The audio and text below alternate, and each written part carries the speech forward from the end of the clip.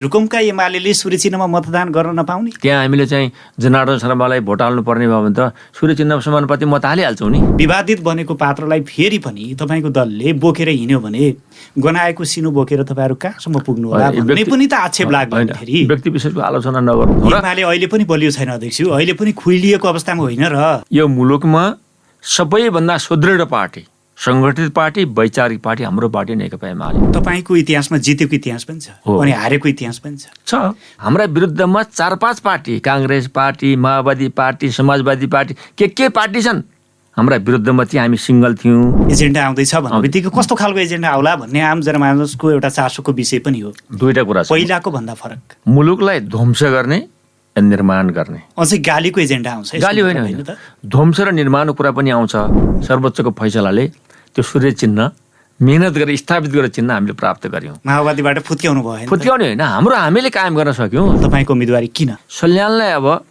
सङ्घीय संसदमा गएर चिनाउनको लागि, कर्णाललाई चिनाउनको लागि सल्यान जनताका बिचमा म उम्मेदवार भएको छु। नमस्कार।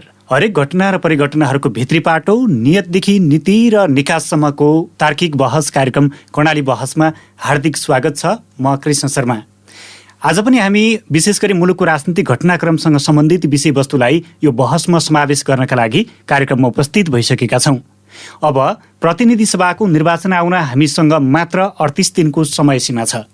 38 दिनपछि जनताले फैसला गर्नेछन् कि आफ्नो नीति, निकास र नियमका सवालमा काम गर्ने जनप्रतिनिधिहरूलाई कसलाई चुन्ने र कसलाई नचुन्ने भन्ने फैसला हुने दिन अब 38 दिनको समय सीमाभित्र समेटिएको छ। लामो राजनीतिक विचलनका बीचमा, राजनीतिक उतार चढावका बीचमा मुलुक फेरि अप्रत्याशित रूपमा जुन निर्वाचनको दिशा उन्मुख भइरहेको छ, यति बेला माहौल निर्वाचनमय भइरहेको छ। यसले गर्दा कतै जनतामा निराशा, कतै आशा उब्जाएको त पक्कै पनि छ। तर हामी आशा गरौँ निर्वाचन लक्षित राजनीतिक गतिविधिले मुलुकलाई पक्कै पनि एउटा निकासको बाटोमा लैजानेछ। यिनै र यस्तै सवालहरूमा कुराकानी गर्ने र उम्मेदवारहरूलाई पनि हामीले तपाईँका एजेन्डा के, किन, कसका लागि र कहिलेसम्म, या त तिनले तार्किक निष्कर्ष दिन्छन् या दिँदैनन् भन्नका लागि मात्रै हुन् या व्यवहार त ती कार्यान्वयनमा आउनेछन् भन्ने प्रश्न अहिले हामीले सोध्नै पर्ने हुन्छ। त्यसैले आगामी निर्वाचनमा उम्मेदवार तय हुनुभएका उम्मेदवारहरूसँग हामी यस्तै मुकाबिला गर्नेछौँ। आजको सोही सन्दर्भमा हामीले अतिथि निम्ति आएका छौँ नेकपा एमालेका प्रदेश कमिटी अध्यक्ष गुलाबजङ शाह, जो सल्यान जिल्लाको निर्वाचन क्षेत्र नम्बर 1बाट प्रतिनिधि सभाको अहिले उम्मेदवार पनि हुनुहुन्छ। हामी उहाँसँग समग्र कर्णाली प्रदेशमा एमाले जित हासिल गर्ने आधारहरू, त्यो सँगसँगै उहाँले आफूले जित्ने सल्यानको दाबीलाई कसरी साकार पार्नुहुन्छ भन्ने विषयमा कुराकानी गर्दैछौँ। यति बेला अध्यक्ष गुलाबजङ शाह हाम्रो स्टुडियोमा स्वागत छ। अध्यक्ष यहाँलाई धन्यवाद। नमस्कार। आराम हुनुहुन्छ? ठिकै छ। राजनीतिले कतिको च्यापेको छ? अब निर्वाचनमा उम्मिदै गर्दा पक्कै पनि निर्वाचनमा चटारो छ भन्ने कुरा त यहाँले पहिले नै भनिसक्नु भएको छ। निर्वाचनको चपेटा परेकै छ। निर्वाचनको चपेटा जित्ने हार्ने सवालमा मात्रै बढी केन्द्रित छ कि या अन्य कुनै विषयले पनि बढी प्रवेश पाएको हुन्छ यसमा? विजय र पराजयको कुरा त निश्चितै रूपमा छ, तर हामीले यसलाई विजय र पराजय भन्दा पनि यो निर्वाचनलाई मुलुक जे खालको ढङ्गले परिस्थिति निर्माण भएर यहाँसम्म आइपुगेको छ, यसलाई नेपाली जनताका बीचमा गम्भीरताका साथ हाम्रो पार्टी नेकपा एमाले आफ्ना एजेन्डा लिएर प्रस्तुत भइरहेको छ कि मुलुकमा एक खालको परिस्थिति किन निर्माण भयो। आज संविधानमाथिको आक्रमण, व्यवस्थामाथिको आक्रमण, आज परिस्थितिमाथिको आक्रमण, वास्तवमा देश एउटा अन्योलग्रस्त स्थितिमा जुन खालको परिस्थिति निर्माण भयो, यो आक्रमण व्यवस्थामाथिको आक्रमण हो, संविधानमाथिको आक्रमण हो भन्ने कुरा हाम्रो पार्टी नेकपा एमाले लिइरहेको छ र यसलाई यही ढङ्गले नेपाली जनताका बीचमा हाम्रो पार्टी नेकपा एमाले स्पष्ट दृष्टिकोणका साथ प्रस्तुत भइरहेको छ। अध्यक्षज्यू, जस्तो अब यहाँले प्रसङ्ग पनि उठाउनु भयो, एउटा उखान छ नि, किर खुम्चिस मरिच आफ्नै पिरले। तपाईँको दललाई अहिले लागेको आरोप र अहिलेको यो घटनाक्रमले गर्दा एमाले पनि आफ्नै दोषका कारण खुम्चिनु परेको, त्यो पिर मान्नु परेको अवस्था भनेर कतिपय राजनीतिक वृत्तमा विश्लेषण पनि हुने गर्छ। एमाले त्यसरी पिरो लिएको हो कि होइन? होइन, यहाँले देखिरहनु भएको छ कि वास्तवमा नेकपा एमालेका श्रद्धेय अध्यक्ष कमरेड केपी शर्मा ओली करिब करिब नेपाली काङ्ग्रेसको समर्थनमा 2/3 नजिक सरकार सञ्चालन गर्नुभएको थियो। त्यो सरकार सञ्चालन गर्दै गर्दा के त्यस्तो आइलाग्यो, वास्तवमा जुन खालको उमेर समूहका कलिला भाइ बहिनीहरूलाई अगाडि सारेर उहाँहरूको नाममा जे खालको विध्वंस त्यो खालको ध्वंसको स्थिति निर्माण गरियो। त्यसबाट नेकपा एमाले आत्तिएको तातिएको कुनै पनि भूमिका नभइकन यो परिस्थिति जे खालको ढङ्गले निर्माण गर्न खोजियो, मैले भन्न खोजेको जे खालको ढङ्गले संविधानमाथि आक्रमण गर्न खोजियो, व्यवस्थामाथि आक्रमण गर्न खोजियो, त्यसलाई जनताका बीचमा जस्ताका तस्तै रूपमा नेकपा एमाले लिएर हिँडेको छ कि यो किन आक्रमण भयो। अहिले हेर्नुभयो भनेपछि हाम्रो जस्तो मुलुकमा जहाँ दुई ठुला आर्थिक उन्नतिमा प्रगति गरिरहेका राष्ट्रको बीचमा पश्चिमा राष्ट्रहरूको दबदबा हेर्नुभयो भने विभिन्न राजनीतिक दलहरूमाथि खेलिएको खेलहरू यी सबै कुरालाई हेर्नुभयो भने आफै छर्लङ्ग र प्रष्ट छ। वास्तवमा केपी शर्मा ओलीको नेतृत्वको सरकारलाई अपदस्थ गर्नुपर्ने केही कारणहरू पुष्टि भएका छन् न? मलाई त्यस्तो लाग्दैन। यहाँले विध्वंस भन्नुभयो, भन्नेहरूले यो चाहिँ विद्रोह भनेका छन्। व्यतिथिका विरुद्धको विद्रोहलाई तपाईँले विध्वंस भन्नुहुन्छ, कसरी पत्याउनु? अब वास्तवमा मैले यो कुरा किन भनेको छु भन्दा जेन्जी पुस्ताको नामबाट जे खालको आक्रमण भयो नि, नेपालको राजनीतिक यात्रामा इतिहास हेर्नु 104 वर्ष जाने राणा शासनलाई पराजित गर्दा यो खालको विध्वंस, यो खालको क्षति, यो खालको संशयपूर्ण अवस्था क्षति बेहोर्नु परेको थिएन। नम्बर 1, लामो 30 वर्ष पञ्चायती व्यवस्थाको अन्त्य हुँदा पनि यो खालको विध्वंसै भन्छु मैले, यो खालको ध्वंसै देशले बेहोर्नु परेन। यहाँलाई लाग्छ जुन बेला सिंहदरबार बन्यो, सिंहदरबार जुन खालको ढङ्गले, जुन खालको सिंहदरबार भवन सरकारको केन्द्र, नेपाल सरकारको केन्द्र भागमाथि भवनले कसैलाई केही बिगारेको कुरा त थिएन। आज इतिहासलाई हेर्नुभयो भने इतिहासलाई नष्ट गर्नु के वास्तवमा आन्दोलनको नेतृत्व हो र? यहाँको अध्यक्षले कतिपय बिम्ब र प्रतीकका कुरा पनि गर्नुहुन्छ। त्यो भवनमाथिको प्रहार केवल कङ्क्रिटमाथिको प्रहार मात्रै होइन नि अध्यक्ष? त्यो थिएन। त्यो प्रहार भवनमाथिको सिमेन्ट र छडमाथिको प्रहार थिएन। त्यो वास्तवमा व्यवस्थाको, तपाईँको राष्ट्रको एउटा स्वाधीनतामाथिको प्रहार थियो। दलहरूको गलत प्रविधिका विरुद्धको प्रहार होइन त्यो? दलहरूको गलत प्रवृत्तिको विरुद्धमा गर्न सकिन्छ, तर ध्वंस गरेर सर्वोच्च अदालत जलाएर, सिंहदरबार जलाएर मान्छे वास्तवमा अब यो संरचना वास्तवमा मान्छेहरूले, कतिपय मान्छेहरूले उदाहरण पनि गरेका छन्, सिमेन्ट र छड ध्वस्त गरेर निर्माण गर्न सकिन्छ, तर व्यक्तिको हत्या भएको कुरा त्यसलाई पुनर्निर्माण अथवा पुनर्स्थापित या त्यस्तै व्यक्ति निर्माण गर्न सकिँदैन भन्ने तर्क ल्याउनुहुन्छ। वास्तवमा यो कुनै रड सिमेन्ट ध्वस्त गरेको कुरा होइन कि नेपालको जे खालको अस्तित्व थियो, जे खालको संरचना निर्माण भएको थियो, राष्ट्रको राज्यको केन्द्र भागमा मान्नुहोस् सर्वोच्च अदालतको भवनले के गरेको थियो, कसलाई, सिंहदरबारले कसलाई के गरेको थियो। मैले भन्न खोजेको विद्रोह थियो भने विद्रोह धेरै प्रकारका विद्रोह हुन्छन्। आखिरी नेपालमा माओवादी आन्दोलन 10 वर्ष युद्ध भयो, यो खालको कहाली त्यस बेला पनि कल्पना गर्न सकिएन। यद्यपि त्यस बेला पनि क्याजुअलिटीहरू भएको थियो, क्षति भएको थियो, संरचना ध्वस्त भएका थिए, तर जे खालको क्षति भयो, जे खालको क्षतिको ढङ्गले आक्रमण गरियो, त्यो माथिको हाम्रो भनाएर प्रस्ट्याइ आम जनताका बीचमा संरचना निर्माण गर्ने या सुखी नेपाली समृद्ध नेपालको यात्रा तय गर्ने या संरचना नष्ट गर्ने सन्दर्भमा हाम्रो अहिलेको लडाइँ पनि हो र निर्वाचन हामी यही मुद्दा लिएर जान्छौँ। प्रधानमन्त्री सचिनुहोस्, दलहरू सचिनुपर्छ हैन? उहाँहरूको मेरो विचारमा त्यो आन्दोलनको माग भनेको यो ध्वंस थिएन। म यो जेन्जीलाई आरोप लगाउन चाहन्न।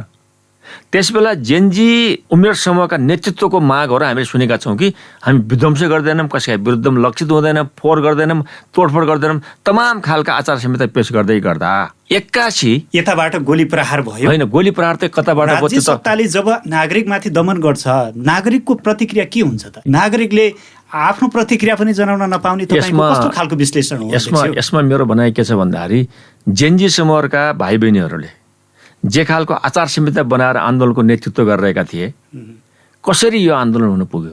यसको अर्थ हेर्नुभयो भने मैले अघि नै जाने राणा शासन 104 वर्ष शासन अन्त्य गरेको कुरा हेरौँ, 30 वर्ष पञ्चायती व्यवस्था अन्त्य गरेको कुरा, शासकको दमनका विरुद्धको कारणले चाहिँ उब्जिएको हो भनेपछि त्यो बेला त्यस्तो आन्दोलन, काल लाग्दो आन्दोलनमा परिवर्तन आउँदै गर्दा यो खालको क्याजुअल क्षति टाउका ताकेर नेपाल प्रहरीले प्रहार कहिल्यै गरेको थिएन।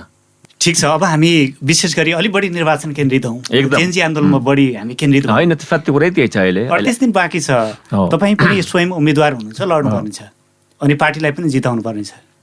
यो दुईटै कुरा सम्भव देख्नुहुन्छ कि असम्भव? होइन, उम्मेदवार त म आफै छु नै। जित्नुहुन्छ? अब उम्मेदवार त म छु नै। तपाईँलाई एकपल्ट म अनुरोध गर्न चाहन्छु, सल्यानमा गएर सर्वे गरेर आउनुभयो भने चुनाव कसले जित्दैछ कसले जित्छ भन्ने कुरा मेरो मुखबाट भनाउनुभन्दा पनि तपाईँले सल्यानबाट स्वघोषित रूपमा तपाईँले भन्न सक्नुहुन्छ कि सल्यानको चुनाव नेकपा एमाले जित्छ भनेर तपाईँले आफै भन्नुहुन्छ। तर यो कुरा भनिरहँदा नि अध्यक्ष मलाई एउटा विगतको याद आयो।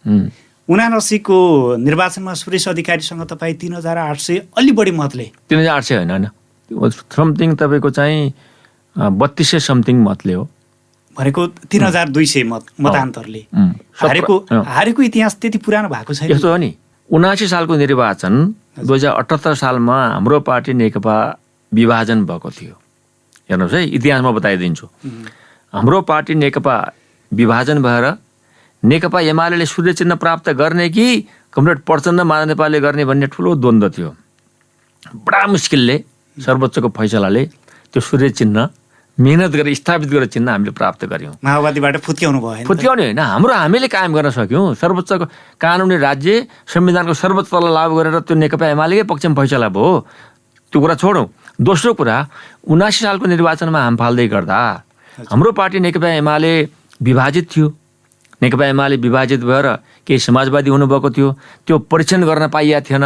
एक अर्को कुरो हामी त्यस बेला काङ्ग्रेस माओवादी समाजवादी अरू के वादी छन् एकातिर, हाम्रो पार्टी नेकपा एमाले एकातिर भएर हामी देशव्यापी चुनाव लडेको हो नि। यो पनि नबिर्सनुहोस्, यहाँले सबै पार्टीहरू हाम्रो विरुद्धमा थियो। तर अहिले सिङ्गल छौँ हामी। प्रदेशको सानो मानिन्छ आकारका हिसाबले, अभ्यासका हिसाबले सानो क्षेत्रमा तपाईँ कोठामा 4 जना हुनुहुन्छ, तपाईँ 3 जना लाएर मलाई कुट्न थाल्नु भने कुट्न सक्नुहुन्छ। मैले भन्न खोजेँ सिङ्गल आउनुभयो भने ख्याल गर्नुपर्छ। त्यसैले हाम्रो चुनाव 79 सालको निर्वाचनमा हाम्रो विरुद्धमा काङ्ग्रेस विरुद्धमा माओवादी विरुद्धमा समाजवादी विरुद्धमा अरू कुन वादी छन् सबै हाम्रो विरुद्धमा हामी लडेको हो नि। तर अहिले हाम्रो पार्टी नेकपा एमाले 79 सालको निर्वाचनपछि यो मुलुकमा धेरै कुरा स्थापित गर्दै हामी आइरहेका छौँ। एमाले अहिले पनि बलियो छैन अध्यक्ष, अहिले पनि खुइलिएको अवस्थामा होइन र यहाँले मलाई नै किन भन्न बाध्य पारिरहनु भएको छ। पार्टी अहिले पनि ठिक साइजमा छैन। पार्टीका प्रबुद्ध नेताहरूले पार्टी छोडेर जानुभएको पनि धेरै पुरानो भइसकेको छैन। यस हिसाबले अझै बलियो हुनुहुन्छ, कसरी पत्याउने? एउटा कुरा के बुझ्नुहोस् भन्दाखेरि तपाईँका सामान्यमा यो तपाईँको लोकप्रिय सञ्चार माध्यमको सामान्य मैले भन्नुपर्ने हुन्छ। मैले बोल्दा अलि धेरै बोल्यो भने आम जनतालाई मैले माफी माग्न चाहन्छु। यो मुलुकमा सबैभन्दा सुदृढ पार्टी, सङ्गठित पार्टी, वैचारिक पार्टी हाम्रो पार्टी नेकपा एमाले। म किन भन्न चाहन्छु भन्दा हेर्नुभयो भने 78 सालमा हाम्रो पार्टी विभाजन भइसकेपछि पहिलो विधान महाधिवेशन गऱ्यौँ, दोस्रो चितवनमा 10औँ महाधिवेशन गऱ्यौँ, तेस्रो हामीले यो पार्टीलाई 79 सालको निर्वाचनमा फुटेको बेला एक्लै भएको बेला हामीले सङ्ख्या जित्न सकेनौँ होला। सबभन्दा लोकप्रिय पार्टी जुन बेला मान्छेमा कन्फ्युजन थियो यो पार्टी एमालेतिर बढ्छ कि समाजवादीतिर बढ्छ भन्ने मान्छेलाई सङ्कोच थियो, हामीले प्रमाणित गऱ्यौँ, पुष्टि गऱ्यौँ। त्यो बेला सल्यानको एमालेमा प्रकाशवालाको पनि योगदान होला, त्यो चोइटिएर गयो। त्यस्तै अन्य थुप्रै नेताहरू गइसकेपछि यो हेर्नुहोस् त्यसपछि तपाईँहरूले हार पनि बेहोर्नु भयो। हो, तपाईँलाई म यो पनि भनिदिन्छु। होइन, हार बेहोर्यौँ, मैले तपाईँलाई भन्दैछु त। 79 सालको निर्वाचनमा तपाईँले भनेको जनमतको आधारमा हामीले हार्यौँ। तर सल्यानमा पहिलो पार्टी जनताबाट पाउने लोकप्रिय पार्टीले पाउने मत हामी पहिलो पार्टी हो सल्यानमा। तपाईँको इतिहासमा जितेको इतिहास पनि छ अनि हारेको इतिहास पनि छ। तपाईँ परीक्षणका हिसाबले त दुईटै कालखण्ड पार गरिसक्नु भयो। हो, त्यसैले मैले तपाईँलाई पुष्टि गर्न चाहन्छु। हामी चाहिँ यो 79 को निर्वाचनमा हामीले जे पुष्टि गऱ्यौँ सल्यानमा, आज तपाईँलाई मैले आज बुझाउन सकिनँ क्या र। नेकपा एमाले विभाजनमा एमालेतिर धेरै छन् कि समाजवादीतिर धेरै छन् भन्ने मान्छेलाई कन्फ्युजन थियो। अब हामीले त्यो कन्फ्युजन त हटायौँ। त्यो त चुनावले भने नि पछि नै त्यही त हाम्रा विरुद्धमा 4-5 पार्टी, काङ्ग्रेस पार्टी, माओवादी पार्टी, समाजवादी पार्टी के पार्टी छन् हाम्रा विरुद्धमा थियो। हामी सिङ्गल थियौँ। अहिले सिङ्गल हामी मैदानमा छौँ। 79 भन्दा अहिले यहाँसम्म आइपुग्दा हाम्रो पार्टी नेकपा एमाले सुस्पष्ट वैचारिक ढङ्गले राष्ट्रियताको सवालमा होस्, राष्ट्रको सवालमा होस्, समृद्धिको सवालमा होस् या पार्टीलाई सङ्गठित निर्माण गर्ने सवालमा यो पार्टीको अगाडि कोही पार्टीले पनि छ भन्नु सक्दैन। अहिले हेर्नुभयो भने चाहिँ घटना हेर्नुभयो भने नेपाली काङ्ग्रेसभित्र, नेकपा माओवादी केन्द्रभित्र 64 को परिणाम हेर्नु माओवादी कहाँ थियो, 70 मा कहाँ पुग्यो, 74 मा कहाँ पुग्यो, 79 मा कहाँ पुग्यो, अब हेर्नुहोस् कहाँ पुग्छ माओवादी। भविष्यको निरन्तरता हुँदैन भन्ने नै हो। अब अहिलेसम्म त्यस हिसाबले एमालेको भविष्यको निरन्तरता पनि कसरी पत्याउने? फेरि कुनै पनि दललाई मूल्याङ्कन गर्ने भनेको दुईटा आधार हुन्छन्। एउटा ऊ पार्टीको एउटा स्पष्ट धारणा के छ, साङ्गठनिक अवधारणा के छ, आम कार्यकर्ताको बिचमा ऊ कसरी गइरहेको छ र जनताका बिचमा उसले लिएका माग मुद्दाहरू, ऊ पार्टीले जनताका बिचमा आफूलाई कसरी स्थापित गरेर गइरहेको छ, यी धेरै कुराले हेरिन्छ। तेस्रो कुरो निर्वाचन हो। त्यो निर्वाचन हामी जित्दैछौँ। अध्यक्ष, यो पार्टीले घोषणापत्र पनि बनाएको छैन। बिना एजेन्डाको, बिना घोषणापत्रको निर्वाचन प्रचार तपाईँलाई कस्तो लाग्यो? होइन, त्यो त नजाउँ। यो एउटा के हुन्छ भन्दा, हामीले 6 गते मनोनयन गऱ्यौँ, 9 या 10 गते हामीले चाहिँ चिन्ह प्राप्त गऱ्यौँ। अब घोषणापत्र ड्राफ्ट हुँदैछ, अब आउँछ। जस्तै मेरो पनि इन्डिभिजुअल कुरा गर्नुभयो भने मेरो पनि घोषणापत्र भोलि या पर्सि आइपुग्छ। किन आइपुग्छ भन्दा, पार्टीको मूल धारणा अब आउँदैछ, मेरो पनि आउँदैछ, अब त उम्मेदवार पनि आउँदैछ भन्न खोजेको कुरा के छ भन्दाखेरि, हिजोसम्म त चिन्नै प्राप्त गर्दै थियौँ हामीले, एउटा प्रोसिड्युरमा छौँ नि। अहिले तपाईँको चाहिँ मातेर उम्तिएर तपाईँको चाहिँ जनता बिचमा सशक्त ढङ्गले गइहाल्ने कुरा हुँदैन। त्यो यसको टाइम हुन्छ, त्यो कारणले आउँदैछ। एजेन्डा आउँदैछ भन्ने बित्तिकै कस्तो खालको एजेन्डा आउला भन्ने आम जनमानसको एउटा चासोको विषय पनि हो। दुईवटा कुरा छ, पहिलाको भन्दा फरक। मैले दुईवटा कुरा भन्न चाहन्छु। मुलुकलाई ध्वंस गर्ने, निर्माण गर्ने। अझै गालीको एजेन्डा आउँछ? गाली होइन, ध्वंस र निर्माणको कुरा पनि आउँछ। नम्बर 1, सुखी नेपाली समृद्धि यात्रालाई कुरा म तपाईँलाई एउटा फर इक्जाम्पल भन्न खोजेको। 72 सालको भूकम्पपछि हजुर, हाम्रो पार्टीको श्रद्धेय अध्यक्ष कमरेड केपी शर्मा ओलीले नेतृत्व गर्दै गर्दा करिब विद्यालय पुनर्निर्माणको कुरा गरौँ, या हामी आफै 72 सालको निर्वाचनमा म आफै तपाईँको प्युठानमा गएर, धादिङमा गएर मैले श्रममा काम गरेको कुरा, तमाम नेकपा एमालेका कार्यकर्ताहरू प्रत्येक जिल्लामा गएर पुनर्निर्माणमा काम गरेको कुरा, कमरेड केपी ओलीले पुनर्निर्माण गरेका विद्यालय निर्माण गरेका कुराहरू म बनाउँछु, मेरो धरहरा तपाईँले देख्नु भएको छ नि। उदाहरण गरेको मैले। यो काम त एउटा सानो आइएनजिओले पनि गरे, मान्छेले व्यक्तिगत रूपमा पनि गरे। त्यसो नबनाउनु। एनजिओ काम भनेको र तपाईँको सरकारलाई तुलना नगरौँ कि, त्यो काम त कसैले पनि गर्न सक्छ। तर चाहिँ मैले भनेको एउटा विलिङ, इच्छा शक्ति, विलिङ पावर। हेर्नु, एउटा कुरा, रानी पोखरी भत्कियो भूकम्पले, दरबार हाई स्कुल सबभन्दा पुरानो हाई स्कुल भत्कियो भूकम्पले, धरहरा भत्कियो भूकम्पले, तर यो इच्छा शक्ति राखेको पार्टी, यसको नेतृत्व, यो मैले भन्न खोजेको। भूकम्पले सल्यान पनि भत्कियो, जाजरकोट पनि भत्कियो, मान्छेका मन भत्किए, घर भत्कियो, सारा संरचना भत्किए। हो त, तपाईँहरू यसलाई हिसाबमा ल्याउनु। त्यही भत्कियो संरचनालाई जोड्दै, त्यसलाई टुटेफुटेकोलाई जोड्दै, एकत्व भावना कायम गर्दै, पुनर्निर्माण लाग्दै, अनि नेकपा एमालेको नेतृत्वले सुखी नेपाली समृद्ध नेपालको यात्रा तय गर्दै, आम नेपाललाई गोलबन्दै गर्दै अगाडि बढाउँदै गर्दा केपी ओली सरकारमाथि आक्रमण भयो। चुच्चे नक्सा प्रकाशन गर्दै गर्दा केपी ओलीमाथि आक्रमण भयो। चीनको तपाईँको अन्तर्राष्ट्रिय सम्मेलनमा जाँदै गर्दा केपी ओलीमाथि आक्रमण भयो। नेकपा एमाले माथि नै आक्रमण होइन कि, यो राष्ट्रमाथिको आक्रमण हो। त्यसैले मैले भन्दैछु कि यो आक्रमण विरुद्धमा जो छन् नि अनसिनमा, हामी एक्सपोज गर्छौँ अहिले। हजुर अध्यक्ष, बस धेरै लामो भन्दा पनि एजेन्डा केन्द्रित नै गरौँ। कर्णालीका 12वटा निर्वाचन क्षेत्रबाट यहाँहरूको प्रतिस्पर्धा हुँदैछ। कतिपय अहिले प्रगतिशील लोकतान्त्रिक पार्टी जनार्दन शर्माको त्यहाँ पनि गठबन्धनको कुरा छ। नेपाली काङ्ग्रेससँग स्वयं दलले राष्ट्रिय सभामा पनि गठबन्धन गर्यो। फेरि यो एकले अर्काको बुई चढ्ने यो परम्परा यहाँको दलले किन गरिरहेछ? आत्मविश्वास आँट छैन निर्वाचन भिड्ने यहाँहरूसँग? आफ्नो दललाई आफूले चाहेको चिन्ह चाहिँ रोज्न पाउने नैसर्गिक अधिकार कुरा ठिकै हो तपाईँले भनेको कुरा, तर बहुदलीय व्यवस्था भनेको नै यही हो कि बाँडीचुँडी खाऊ, सत्ता चलाऊ भन्ने होइन। खानेकुरा अर्को ठाउँमा छ। हजुर, एकभन्दा बढीलाई नै बहुदल भनिन्छ भनेपछि बहुदलीय व्यवस्थामा निर्वाचन तालमेल यो सामान्य कुरा। अस्ति हाम्रो विरुद्धमा त 5 दल मिल्यो त। अहिले कुनै ठाउँमा जनार्दनको पार्टी, हाम्रो ठाउँमा कुनै रुकुम पश्चिममा मिल्यो, भोलि अन्त कतै मिल्ला, कुन ठुलो कुरो हो? तर यो चाहिँ बहुदलीय व्यवस्थामा दलीय व्यवस्था भनेको नै यही हो। तर तपाईँले भनेको कुरा एउटा के ठिक छ भन्दाखेरि, आफूलाई मन लागेको दललाई रोज्न पाउने अधिकारमाथि त्यो ठाउँमा गर्दा वञ्चित मान्छेहरू हुन्छन्। तर दलीय व्यवस्था भनेको यस्तै छ, अब के गर्नुहुन्छ? रुकुममा त्यस्तै भयो। नन्दराम देवकोटा कहिलेसम्म पीडित बनिरहने? रुकुमका एमालेले सूर्यचिन्हमा मतदान गर्न नपाउने? राजनीतिमा ट्याक्टिस के हुन्छ भन्दाखेरि, यसैले त दलीय व्यवस्थामा समानुपातिक व्यवस्था गरेका छन्। त्यहाँ हामीले चाहिँ जनार्दन शर्मालाई भोट हाल्नु पर्ने भयो भने त सूर्यचिन्हमा समानुपातिक मत हालिहाल्छौँ नि। यहाँहरू जस्तो नेकपा एमाले जनार्दन शर्मालाई तत्कालीन अर्थमन्त्रीका हिसाबले आर्थिक कुराहरूमा चुहावट भयो, उहाँको उपनाम नै दियो तार काट्ने मुसो भनेर पनि यो अत्यन्तै प्रख्यात पनि भयो अध्यक्ष, होइन त? अब त्यसरी उहाँ विवादित बनेको पात्रलाई फेरि पनि तपाईँको दलले बोकेर हिँड्यो भने गनाएको सिनो बोकेर तपाईँहरू कहाँसम्म पुग्नु होला भन्ने पनि त आक्षेप लाग्दैन। फेरि व्यक्ति विशेषको आलोचना नगरौँ। तपाईँ सरकार हुँदा, मन्त्री हुँदा प्रचण्डको साथ छोड्न बित्तिकै जनार्दन त्यति प्यारो, त्यति असल एमालेको नजरमा? त्यो कुरा गर्न खोजेको होइन। मैले भनेको दलीय व्यवस्थामा कोही व्यक्ति सरकार जाँदै गर्दा, सरकारले उसले गरेका क्रियाकलाप गर्दै गर्दा त्यसलाई चाहिँ प्रमाणित गर्ने अख्तियार छ। तपाईँको चाहिँ सम्पत्ति शुद्धिकरण छ, तपाईँ कुनै एउटा अर्को निकायहरू छन्, मैले चाहिँ जनार्दन भ्रष्टाचारी बदमासी भन्ने मिल्दैन, अहिले भन्न मिल्दैन। मिल्दैन, त्यसो नगरौँ। किनभने विगतमा कतै भनिएको थियो कि थिएन? होइन, सुन्नुहोस् न, एउटा कुरा के गरौँ भन्दाखेरि कुनै पनि व्यक्ति राम्रो या असल, राम्रो या खराब स्वयंका कारण हुन्छ। यसैलाई त भन्छ जनताबाट परिचय हुने काम आउँदैछ त 8 दिन पछाडि। राम्रो काम गर्नु भएको रहेछ भने जनार्दनजी आउनु होला, राम्रो काम गर्नु भएको रहेछ भने आउनुहुन्न। तर मैले अहिले उम्मेदवार हुँदै गर्दा यो मान्छे ठिक, यो मान्छे बेठिक हामी भन्दैनौँ। स्पष्ट दृष्टिकोण साथ हामीले मान्छेलाई भन्ने हो, व्यक्तिलाई गर्ने हो, दललाई गर्ने। नेकपा एमालेको कर्णाली प्रदेशको अध्यक्षका नाताले कर्णाली बनाउने अभिभार तपाईँमा पनि छ हो नि। कर्णाली किन बन्न सकेन भन्ने बहस एकातिर छँदैछ। अब बनाउने दिशामा यहाँहरूले योजना बनाउँदै हुनुहुन्छ, कर्णाली बनाउने तपाईँहरूसँगको योजना के हो? वास्तवमा तपाईँले भनेको प्रश्न गम्भीर छ। हेर्नुहोस्, यो कर्णाली भूगोलका दृष्टिकोणले अलि दुर्गमै छ, सिंहदरबारदेखि डिस्टेन्सका दृष्टिकोणले टाढा नै छ। तर सुन्दरताका दृष्टिकोणले, सम्भावनाका दृष्टिकोणले हेर्नुहोस्, अत्यन्त प्रचुर सम्भावना बोकेको छ यहाँ कर्णाली प्रदेश। सबै मान्छेले यस्तै यस्तै स्लोगनहरू बताउँछन्, यस्तै यस्तै नाराहरू बताउँछन् र जो निर्वाचनमा एजेन्डा पेश गर्छन्। कयौँ वर्ष बिते यसरी बिते पनि।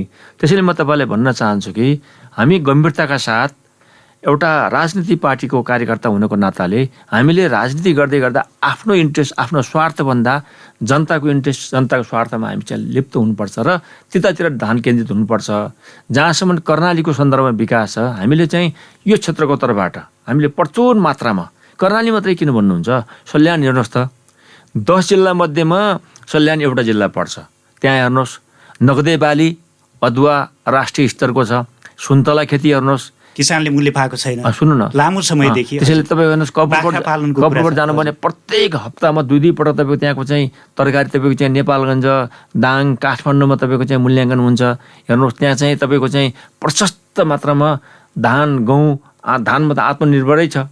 त्यसैले चाहिँ यो प्रचुर सम्भावना छ। तर यो प्रचुर सम्भावना भएकोलाई त आवाज मुखरित गरेर राष्ट्रमा बुलन्द गर्ने भनेर त म प्रदेशसभा उम्मेदवार भएको छु। योभन्दा पहिला तपाईँको चाहिँ प्रदेशसभामा रहेँ, मेरो अनुभव पनि छ। हेर्नुहोस्, त्यसैले त म सल्यानमा अहिले सबै उम्मेदवारभन्दा काबिल छु भन्ने ढङ्गले आम सल्यानीको बिचमा गइरहेको छु र त्यो खालको माहौल पनि सिर्जना भइरहेको छ। यो प्रश्न नसोध्ने हो भने फेरि मलाई नै प्रश्न आउँछ अध्यक्ष, यहाँको दलले कर्णाली सरकार चलाएको छ, यहाँको दलले कर्णालीलाई सेवा दिने कुरामा चाहिँ अग्रपङ्क्तिमा खटिएर पनि लागेको छ, तर कर्णालीका जनताको मुहारमा परिवर्तन आएन, यहाँको अपेक्षामा परिवर्तन आएन, यहाँको चाहना परिपूर्ति भएन। तपाईँलाई एउटा कुरा भनौँ, अवसर पाउँदै पनि काम नगर्नेहरूलाई फेरि अवसर दिनुपर्छ भनेर कसरी पत्याउने? तपाईँलाई एउटा कुरा भनौँ, यो कर्णाली प्रदेश स्थापना भइसकेपछि अहिलेको माननीय मुख्यमन्त्री नेकपा एमालेको संसदीय दलको नेता हुनुहुन्थ्यो।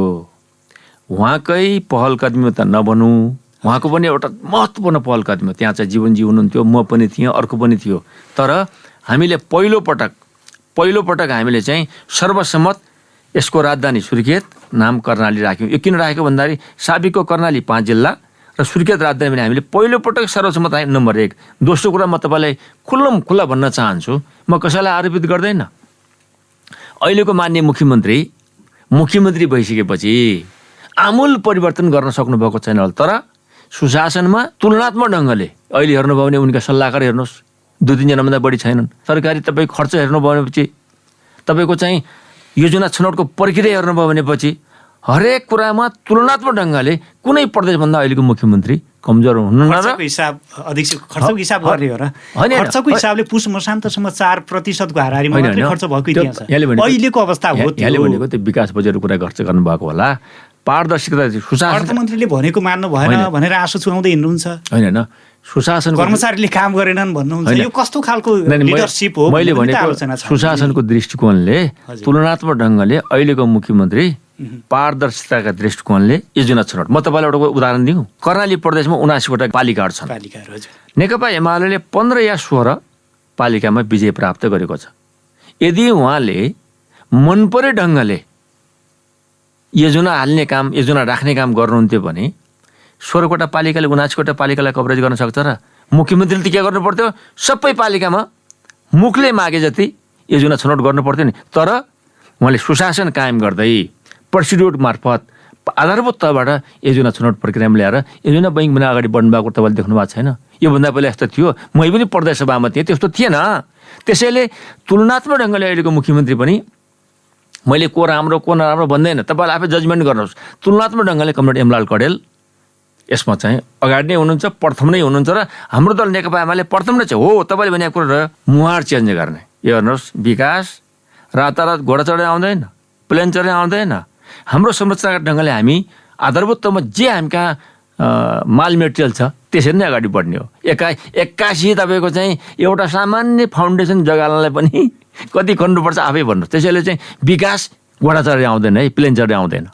इट टेक्स टाइम भन्छ नि।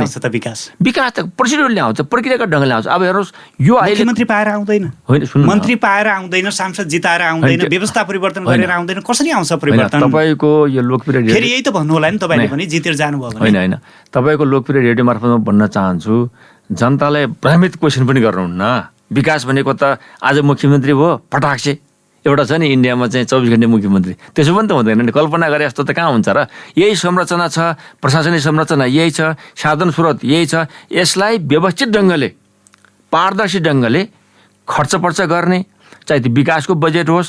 मैले अघि नै एउटा तपाईँलाई उदाहरण भनेको, योजना छनौट प्रक्रिया हाम्रो पालामा 74 देखि 79 पनि व्यतिथिपूर्ण ढङ्गले सम्पन्न भयो। तर अहिले मैले भन्दैछु 79वटा पालिकामा यदि माननीय मुख्यमन्त्री एमलाल कडेलले मन लागेको ठाउँमा विकास गर्थ्यो भनेपछि त, गर्नुहुन्थ्यो भनेपछि त त्यो काङ्ग्रेस पनि छन्, माओवादी पनि छन्, अरू पार्टी पनि होलान्, सबै पार्टीका नभनिकन आम रूपमा एउटा नीति बनाइकन योजना छनौटको प्रक्रिया बन्यो। यो पनि त व्यतिथिलाई स्थितिमा ल्याउने कुरा हो मित्र। यस्तो रहेछ अध्यक्ष, कामै नगर्ने योजना त जति बनाइदिने भयो नि, 6% मात्रै विकास प्रोजेक्ट खर्च हुन्छ, काम गर्नु परेन, त्यो अर्को पार्ट। योजना जति बनाए नि सुन्नु ठिक छ। सुन्नु न, तपाईँलाई मैले भनिहालेँ, तपाईँको कुरा जवाब दिइहालेँ। त्यो फेरि खर्च गर्ने कुरा के छ भन्दाखेरि हेर्नुहोस्, अहिले पनि संहितामा हामी गइसक्यौँ। संविधान त कानुनले तपाईँको चाहिँ 3 तहको सरकारको परिकल्पना गरिरहेछ। यहाँको एउटा कर्मचारी टेर्ने होइन, कर्मचारी नटेर्ने कुरा आफ्नो ठाउँमा होला। यहाँको कर्मचारी सङ्घीय सरकारको कर्मचारी छ, सरकार हाम्रो छ, प्रहरी प्रदेशमा छ, सङ्घीय सरकार मात्र, गृह मन्त्रालय मात्र छ। अब भन्नुहोस्, तालमेल मिलेको छ? अहिलेसम्म निजामती कानुन आउन सकेका छैन, कति वर्ष भयो। मतलब विकास भन्ने कुरा त दुइटै ढङ्गले अगाडि बढ्नु पऱ्यो नि। कर्मचारी र राजनीतिक शक्ति, इच्छा शक्ति मात्रै भएन, व्यवस्थालाई पनि हेर्नुभयो भनेपछि समस्या छ। यहाँ व्यवस्था त ठिक हो, व्यवस्था त बहुदलीय व्यवस्था, दल प्रतिस्पर्धा गर्न पाउने, स्वच्छ ढङ्गले अगाडि बढ्न पाउने, आफ्ना धारणाहरू, आफ्ना मान्यताहरू, आफ्ना एजेन्डा लगेर जान पाउने, निर्वाचनको माध्यमद्वारा निर्वाचित भएर जनताको मन जितेर शासनको बागडोर सम्हाल्ने र परिवर्तन रूपान्तरण पक्षमा जान त शासन व्यवस्था अब्बल हो। जनताको कामै गर्न नसकिने व्यवस्था भयो नि त। त्यो त मूल्याङ्कन गर्ने बेला आउँदैछ त। अब काङ्ग्रेसले गरेन कि एमाले गरे कि माओवादीले गरेन भन्ने कुरा मूल्याङ्कन गरे अरू दिन भनिसक्नु भने अघि न, मूल्याङ्कन गर्ने दिन आउँदैछ। हजुर, फेरि पनि निर्वाचनमा सल्यानकै विषयलाई लिँदाखेरि केश बहादुर विष्ट नेपाली काङ्ग्रेसको, रमेश कुमार मल्ल लगायतका धेरै त्यहाँ चाहिँ प्रबुद्ध व्यक्तिहरू तपाईँसँग प्रतिस्पर्धामा हुनुहुन्छ। किन जनताले चाहिँ तपाईँलाई मात्रै मत दिने, उहाँहरूलाई भन्दा तपाईँलाई बढी प्राथमिकता दिनुपर्ने? म तपाईँलाई एउटा कुरो स्पष्ट भन्न चाहन्छु। 5 वर्ष कार्यकालमा मैले सल्यानी जनताका बिचमा जे मैले आफूले छाप छोडेको छु, यो सुर्खेतको यो ठाउँबाट बोल्दै गर्दा मैले 5 वर्ष कार्यकालमा जनताका बिचमा जे मैले आफ्नो नाम बनाएको छु त्यसमा म नम्बर 1 छु। त्यस कारणले तपाईँ चाहिँ अग्रपङ्क्ति। एक दोस्रो कुरा, हाम्रो पार्टी नेकपा एमाले सल्यानमा विगतको निर्वाचनलाई हेर्नुभयो भने अब्बल 1 नम्बर पार्टी हो। नम्बर 2, विकासका दृष्टिकोणले पनि म सल्यान जिल्लामा चिरपरिचित र स्थापित छु र पार्टीगत रूपबाट पनि हेर्नुभयो भने नेकपा एमाले अब्बल छ। तेस्रो कुरा, देशको लागि, राष्ट्रको लागि, बहुसङ्ख्यक हितको लागि यो पार्टी नेकपा एमाले आम आधारभूत तहका मान्छेको आवाज बोल्ने पार्टी हो र त्यसको नेतृत्व गुलाब शाहले गर्छ भन्ने कुरा सबै सल्यानी दाजुभाइलाई छ र उहाँहरूलाई पक्कै थाहा छ कि अब सबै उम्मेदवार मध्येबाट 3 जना मात्र नाम लिनु भइहाले, 3 जना मात्र नाम नलिनुहोस्, अन्य हुन्छ अरूलाई पनि, अरू पनि हुनुहुन्छ त्यहाँ उम्मेदवार थुप्रै स्वतन्त्र। सबैभन्दा मैले उहाँहरूलाई कुनै आरोपित नगरिकन दलगत रूपबाट, व्यक्तिगत रूपबाट जनताका बिचमा गुलाब शाह चिर परिचित स्थापित व्यक्तित्व भएको नाताले अब निर्वाचन जित्ने पनि मैले नै हो। यो मैले जित्ने होइन, जिताउने हो, मलाई जिताउने सल्यानी जनताले हो। यो कुरा अब दिन मात्रै कुर्न बाँकी छ। कर्णालीका एजेन्डामा यहाँले पेट्रोलको, डिजेलको उत्खननका कुराहरू जोड्नु भएन, राप्ती राजमार्ग पुनर्निर्माणका कुराहरू पनि आएनन्। होइन, तपाईँले क्वेसनै गर्नु भएन। हुम्ला जुम्लाका विकास निर्माणका सवालहरू पनि कतै समेटिएला भनेको अपेक्षा छ। तपाईँले यो विषयमा केही योजनाहरू छैन तपाईँको एजेन्डामा पर्दैन? हाम्रो पार्टी त्यस्तो पार्टी हो, हाम्रो पार्टीको अध्यक्ष प्रधानमन्त्री हुने बेलामा पेट्रोल उत्खननको कुरा आइसके, पार्टी अध्यक्ष हुने बेला करिडोरका कुरा आएकै छन्। राप्ती राजमार्ग त तपाईँलाई भन्नुपर्दा हामी त्यसको त पिट्दै मान्छे मै हुँ, दाङ सल्यान यो अमिल्या दाङ तुलसीपुर हुँदै सल्यान मुस्कोट फुर्तिबाङ जोड्ने बाटो त हाम्रै घर छेउबाट जाने बाटो हो, त्यसमा हामी पिट्दैछौँ। तर ती त तपाईँको चाहिँ आम कुराहरू मध्येमा भन्दा पनि त्यो त व्यक्ति खण्डित भयो क्या।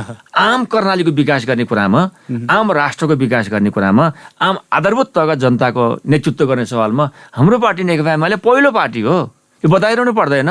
मैले भन्दैछु यो पहिलो पार्टी हो भन्ने कुरा त पुष्टि त तपाईँले भने जस्तै 38 दिनपछि पुष्टि हुन्छ र सबै नेपाली जनता अब हेर्नुहोस्, तपाईँले एकछिन ढाँटेर तपाईँ नक्कली कुरा गरेर तपाईँ एकदम नक्कली एकदम पुरै महाराज बनेर यहाँ बन्नेवाला छैन।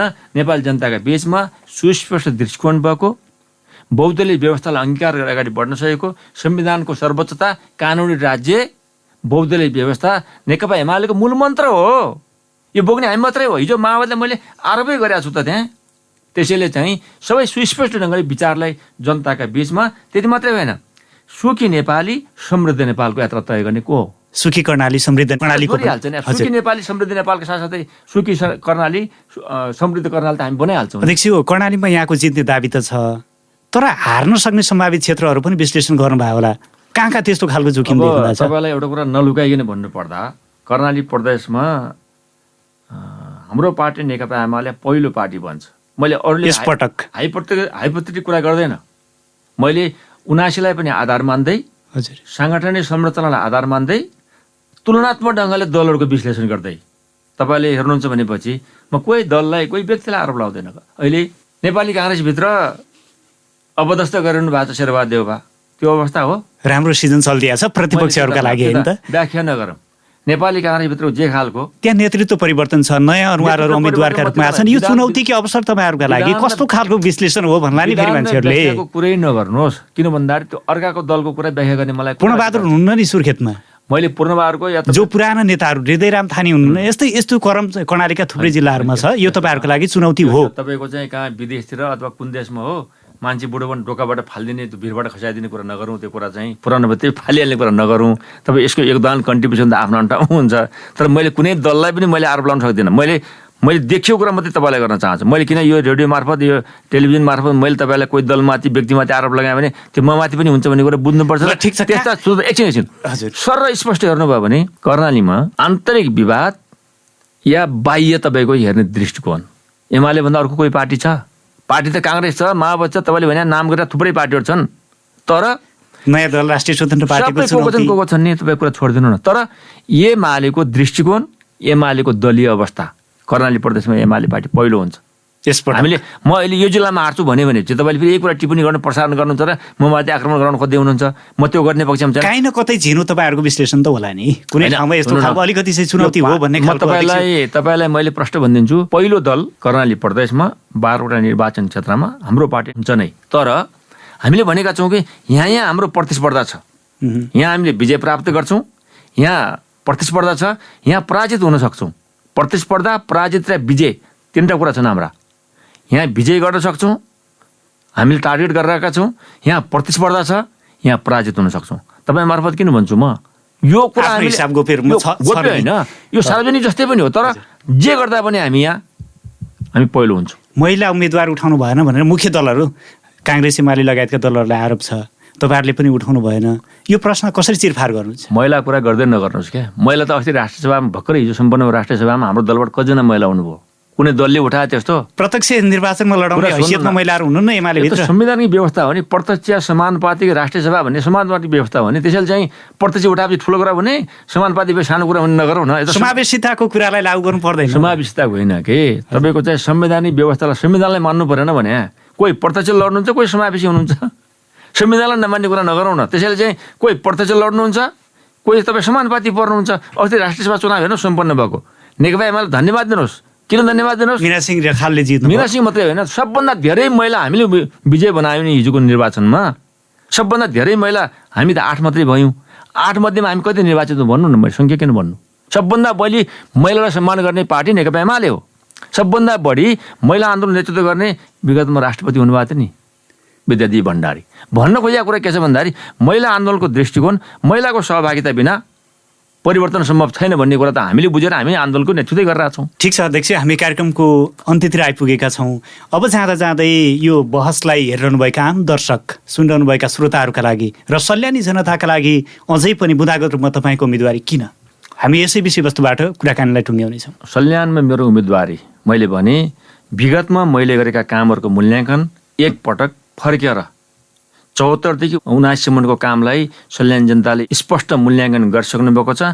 अझै पुनः मूल्याङ्कन गर्दैन अनुरोध गर्न चाहन्छु। नम्बर 2, सल्यान कर्णाली प्रदेशको 10 जिल्ला मध्येमा कृषिको क्षेत्रमा, शिक्षाको क्षेत्रमा, स्वास्थ्यको क्षेत्रमा यो तमाम तपाईँको चाहिँ अहिले यो सुशासनको सन्दर्भमा नेतृत्व गर्नुपर्ने सवालमा कर्णालीको सल्यान मात्रै नभएर अब कर्णाली प्रदेशलाई नै तपाईँको चाहिँ सङ्घीय सरकारमा गएर, सङ्घीय संसदमा गएर कर्णालीलाई नै चिनाउने गरी सल्यानलाई तपाईँको चाहिँ आज सुस्पष्ट ढङ्गले अहिले हेर्नुभयो भनेपछि सराउन्डिङ ढङ्गले सल्यानमा सबै 83वटै वडामा मोटर बाटाहरू पुगिसकेका छन्। उत्पादनको दृष्टिकोणले, नगदे बालीको दृष्टिकोणले, विकासको दृष्टिकोणले अब त्यहाँ अलिकति थोरै मात्रै सल्यानलाई अब सङ्घीय संसदमा गएर चिनाउनको लागि, कर्णालीलाई चिनाउनको लागि सल्यान जनताका पछि म उम्मेदवार भएको छु र मैले निर्वाचित भइसकेपछि सल्यानमा जति विकास भएको छ त्यसलाई आज चौगुना गरेर, दोब्बराई गरेर अगाडि बढाउने प्रतिबद्धताका साथ म आफूलाई उम्मेदवारी प्रस्तुत गरेको छु र मलाई विश्वास छ सल्यानी जनताले मलाई, मेरो दललाई र मेरा विगतका कामहरूलाई हेरेर मूल्याङ्कन गर्नुहुनेछ भन्ने कुरा तपाईँको लोकप्रिय जागरण एफएम मार्फत भन्न चाहन्छु कि पक्कै पनि सल्यान जनताले मलाई निर्वाचित गराउनेछन् र त्यो ऋण मैले तिर्न पाउने अवसर पाउनेछु भन्ने कुरा म राख्न चाहन्छु। हस् अध्यक्ष, यहाँको अत्यन्तै व्यस्तताका बावजुद पनि महत्त्वपूर्ण समय उपलब्ध गराउनु भयो। कार्यक्रम कर्णाली बहसमा सहभागी भई आफ्ना विचार र धारणाहरू राखिदिनु भयो। यसका लागि यहाँलाई समय र संवादको लागि धेरै धेरै धन्यवाद। यहाँलाई पनि धेरै धेरै धन्यवाद। यहाँले पनि आफ्नो लोकप्रिय सञ्चार माध्यम मार्फत मेरो भनाइहरू राख्ने जो अवसर प्रदान गर्नुभयो यहाँलाई पनि, यहाँ परिवारलाई, सबैलाई धेरै धेरै हार्दिक नमन गर्न चाहन्छु। हस्, थ्याङ्क यू, धन्यवाद। हवस् त श्रोता, कार्यक्रम कर्णाली बहसको यो श्रृङ्खला आज यहीँ समापन भएको छ। हामी यस्तै नै चुनाव केन्द्रित बहसलाई फेरि पनि निरन्तरता दिने गरी नयाँ अङ्कमा भेट्ने नै छौँ। तबसम्मका लागि म प्रस्तुता कृष्ण शर्मा पनि बिदा माग्छु। नमस्कार।